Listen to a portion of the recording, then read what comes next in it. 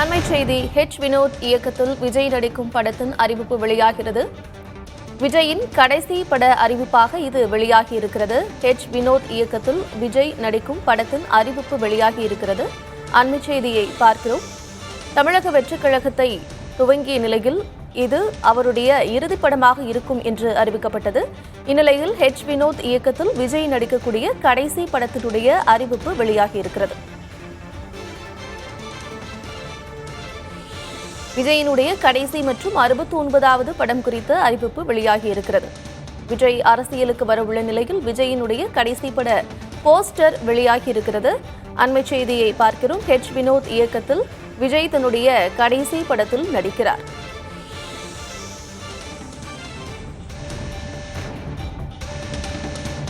விவரங்களோடு இணைந்திருக்கிறார் செய்தியாளர் பாலாஜி. பாலாஜி, விஜயினுடைய கடைசி பட அறிவிப்பு வெளியாகி இருக்கிறது. வினோத் இயக்கத்தில் விஜய் நடிக்கிறார். போஸ்டர் வெளியாகி இருக்கிறது. என்னென்ன விஷயங்கள் எல்லாம் அதில் இடம்பெற்றிருக்கிறது விவரம்? கார்த்திகா, சமீபத்தில் கோட் படத்தின் அலையே இன்னும் ஓயாத நிலையில் விஜயின் 69வது படமும் கடைசி படமுமான புதிய படத்தின் அப்டேட் வெளியாகி இருக்கிறது. KVN தயாரிப்பு நிறுவனத்தின் தயாரிப்பில் உருவாகும் இந்த படத்தின் முதல் அறிமுக புகைப்படம் பார்த்து தயாரிப்பு நிறுவனம் வெளியிட்டிருக்காங்க. வினோத் இயக்கத்தில் உருவாகிற இந்த படத்துக்கு அனிருத் இசையமைக்கிறாரு. முக்கியமாக இந்த போஸ்டர்ல குறிப்பிட்டிருக்க வேண்டிய விஷயம் என்னன்னா, அக்டோபர் 2025 இந்த படம் வெளியாகும் அப்படின்ற தகவல் குறிப்பிடப்பட்டிருக்கு. இது மட்டும் இல்லாம இந்த படத்தோட தலைப்பு இன்னைக்கு வெளியாகும்னு சொல்லப்பட்டிருந்த நிலையில அந்த தலைப்பு வெளியிடாம இந்த torch bearer of democracy arriving soon அப்படின்ற ஒரு தகவலையும் குறிப்பிட்டு இந்த போஸ்டர் வெளியிட்டிருக்காங்க. கார்த்திகா,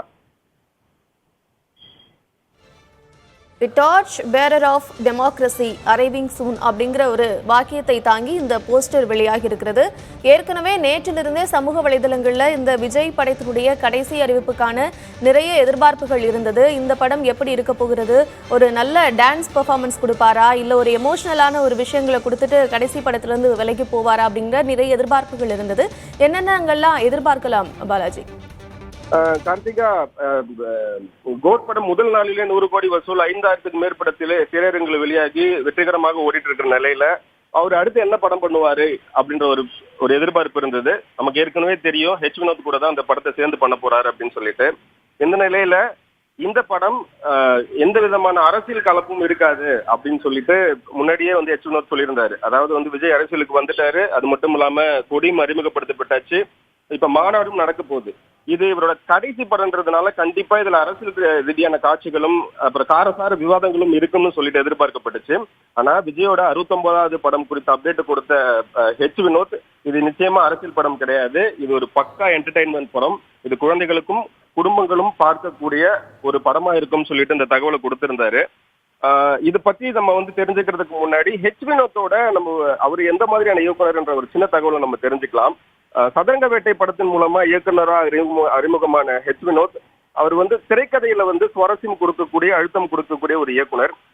அதாவது வித்தியாசமான மோசடிகளுக்கு பெயர் பெற்ற அந்த படம் அதுக்கப்புறம் வெளியான பல படங்களுக்கு ரெஃபரன்ஸா இருக்கு.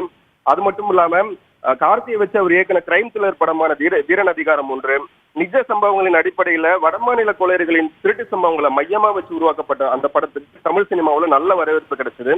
அதுக்கு அடுத்ததான் அவரோட பிலிமோகிராஃபில பார்த்தோம்னா துணிவு அப்படின்னு சொல்லிட்டு அஜித்தை வச்சு அவர் இயக்குன படம் வங்கி மோசடிகளை மையமா வச்சு உருவாக்கப்பட்டுச்சு. கார்த்திகா, அடுத்ததான் அவர் விஜயை இயக்குற ஒரு வாய்ப்பு அவருக்கு கிடைச்சிருக்கு. இந்த படத்துல அவர் விஜயை வச்சு என்னவெல்லாம் பண்ண போறாரு அப்படின்ற எதிர்பார்ப்பு ரொம்பவே அதிகமா இருக்கு. படப்பிடிப்புக்கான வேலைகள் மும்முரமா நடைபெற்று வர நிலையில தயாரிப்பு நிறுவனம் சார்பில் அடுத்தடுத்த அறிவிப்புகள் இனிமே வெளியாகும்னு நம்ம தாராளமா எதிர்பார்க்கலாம். அதாவது படத்தோட பூஜை அடுத்த மாதம் போடப்பட்டு அதன் பிறகு இந்த படத்துக்கான படப்பிடிப்பு வேலைகள் தொடங்கும் சொல்லிட்டு முதற்கட்ட தகவல் வெளியாயிருக்கு. கார்த்திகா, பாலாஜி, நீங்க சொல்லியிருந்தீங்க இது அரசியல் படமாக இருக்காது, ஒரு பக்கா என்டர்டைன்மெண்ட்டுக்கான படமாக இருக்கும் அப்படின்னு சொல்லியிருந்தீங்க. ஆனா இந்த அறிவிப்புல, இந்த போஸ்டர்ல the torch bearer of democracy அப்படிங்கிற ஒரு டேக்லைன் இருக்கு. இதை எப்படி புரிஞ்சுக்கிறது? The torch bearer of democracy அப்படிங்கிற டேக்லைன் இந்த படத்துக்கான முதற்கட்ட தகவலா கொடுக்கப்பட்டிருக்கு. அதிலும் ஒரு தீபம் ஏந்தி கொண்டிருப்பதை போல் அந்த முதல் புகைப்படம் இருக்கிறது.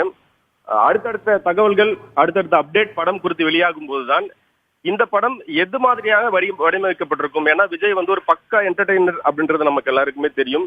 அது இல்லாம கடைசியா அவர் நடிச்ச கோட் படத்திலையும் கூட அவர் அரசியலுக்கு வந்த பிறகும் நான் ஒரு பக்கா என்டர்டெய்னர் தான், நான் சினிமால இருக்கிற வரைக்கும் நான் வந்து மக்களை மகிழ்ச்சிட்டு தான் இருப்பேன் அப்படின்ற மாதிரிதான் அந்த கதையை அவர் வந்து தேர்வு செஞ்சிருந்தாரு. அந்த கதையிலும் அரசியல் ரீதியான எந்த வசனங்களும் எந்த கலப்புமே இருக்காது. ஸோ இந்த வசனத்தை இந்த டார்ச் பேரர் ஆஃப் டெமோக்ரஸி அப்படிங்கிற வசனத்தை பொறுத்த வரைக்கும் இதோட அடுத்த கட்ட தகவல் வெளியாகும் போதுதான் எச் வினோத் விஜய்க்காக இந்த கதையை எந்த மாதிரி எல்லாம் வடிவமைக்க போறாரு, இதுல வந்து கடைசி படங்கிறதுனால இதுல கொஞ்சம் அரசியல் கலப்பு இருக்குமா, இல்ல இது வந்து முழுக்க முழுக்க காமெடியும் ஆக்ஷனும் என்டர்டெயின்மெண்ட்டும் கலந்த கதையா இருக்குமா அப்படிங்கிறது வந்து அடுத்தடுத்த அப்டேட் வெளியாகும் போது தான் தெரியும் கார்த்திகா. பாலாஜி, இந்த படத்தினுடைய கடைசி படம் அப்படிங்கிறதுனால மிகப்பெரிய எதிர்பார்ப்பு இருக்கிறது. இதுல வந்து ஒரு தீபம் ஏந்தி நிக்கிற மாதிரியான ஒரு விஷயம் இருக்கு. அது மட்டும் இல்லாம 69 அப்படிங்கிறதும் இருக்கிறது. இதையெல்லாம் பார்த்து நம்ம என்னென்ன விஷயங்களை புரிஞ்சுக்க முடியும்? அதாவது விஜய் வந்து இப்ப அடுத்ததான் மாநாடு நடத்த இருக்காரு. 2026ல தேர்தல் அரசியல்ல களம் காண போறாரு.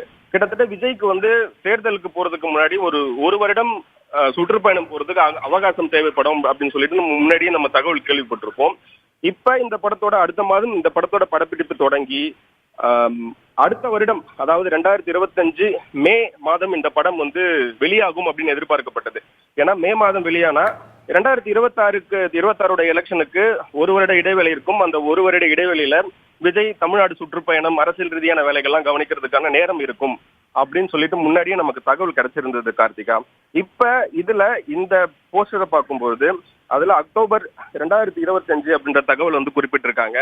அப்படின்னா இன்னமும் வந்து படத்தோட வெளியீடு வந்து தள்ளி போகும்போது அது வந்து அந்த சுற்றுப்பயணத்துக்கான வேலையும் இந்த படப்பிடிப்புக்கான வேலையும் அது சேர்ந்து பணிகள் நடைபெறும்ன்றது தெரிஞ்சுக்கலாம் கார்த்திகா.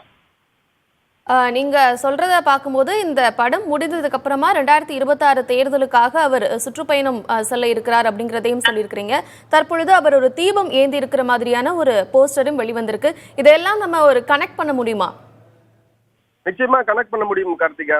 நம்ம விஜயோட கொடி அறிமுகப்படுத்தின அந்த விழால சிகப்பும் மஞ்சளும் கலந்த கொடியதான் விஜய் அறிமுகப்படுத்தியிருந்தாரு.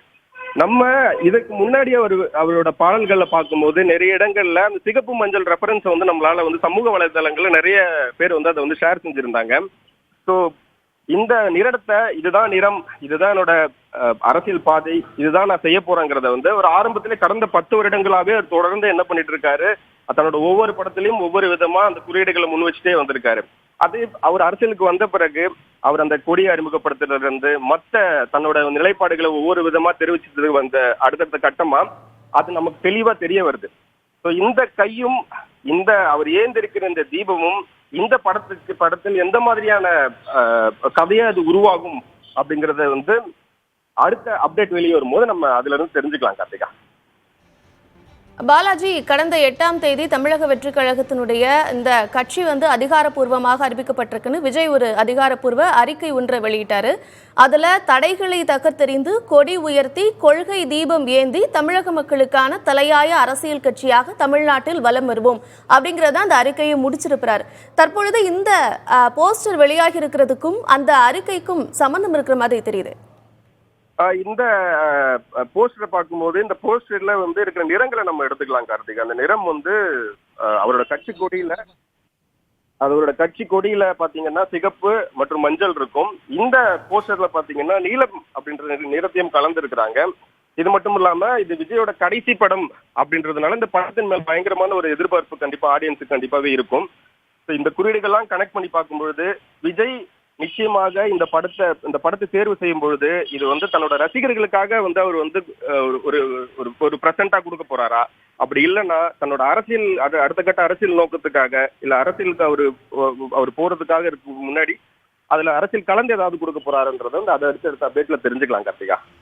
தொடர்ந்து பார்க்கலாம் பாலாஜி. அடுத்தடுத்த அப்டேட்ல என்னென்ன விஷயங்கள் எல்லாம் வெளிவர இருக்கிறது அப்படிங்கிறது விவரங்களை வழங்கியமைக்கு நன்றி.